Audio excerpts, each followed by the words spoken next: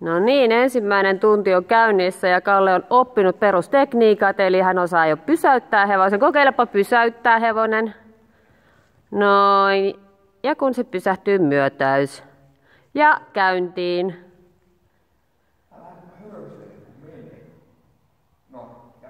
Noin, hän lähti käyntiin. Oikein reippaasti. Ja Kalle osaa jo kääntää. Kalle osaa kääntää hevosen molempiin suuntiin oikeaoppisesti. Käännetään sieltä sisäjalalla ja otetaan ulko-ohjalla tuki.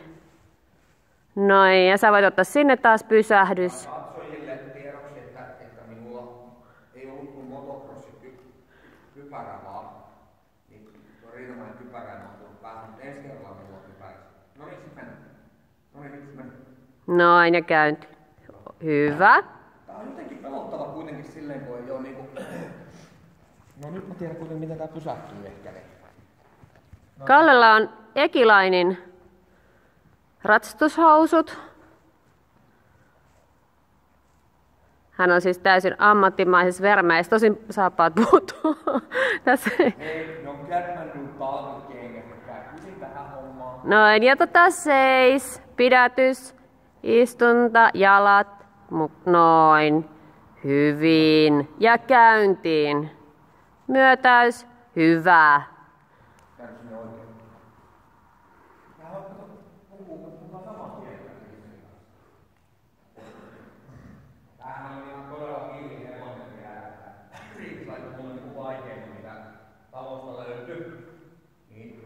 Niin sä oot saanut sen rauhoitettua. Joo. Joo, kyllä.